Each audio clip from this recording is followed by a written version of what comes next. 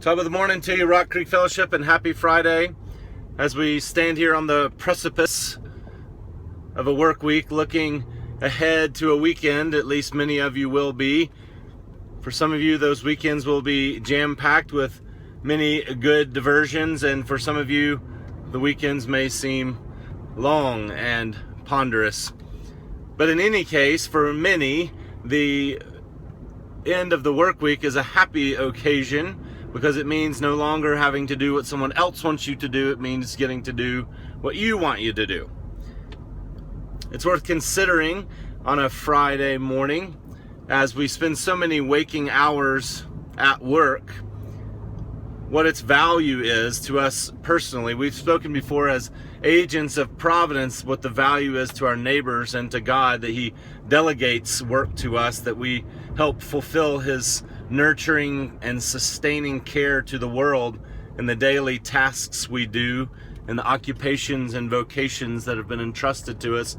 But Dietrich Bonhoeffer helps us understand a part of this that is a value to us, that many of you have already discovered in your own life and have leaned into it, have embraced it to some extent.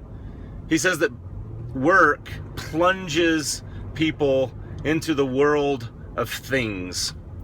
When you go off to work, you have to be limited by the task, and that what work gets to do, or what you get to do in work rather, is that you find yourself being diminished. You find yourself thinking about yourself less.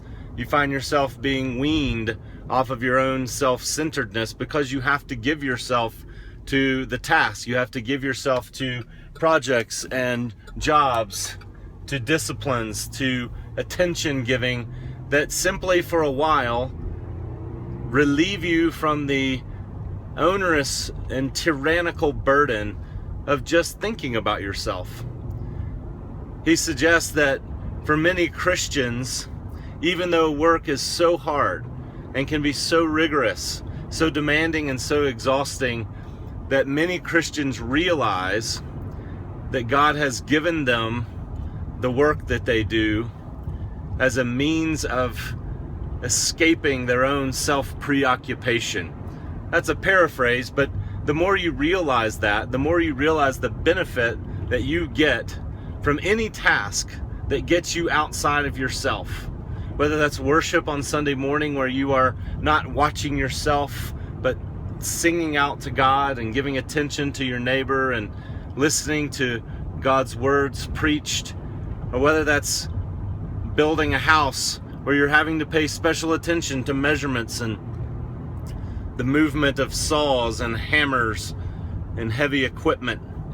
In any case, anything you do that lets you look out and gets you a moment's reprieve from looking in, well, that's a good thing.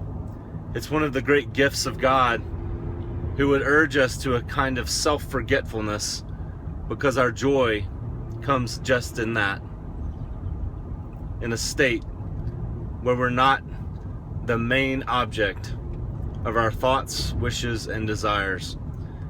Perhaps on this Friday and entering into the weekend, you can think about your work like that, as a gift from God that would get you out of the gloomy dungeon of yourself, so that you could give yourself to something important that will be of benefit to your neighbor, to the world, and even to your own soul. See you on Sunday.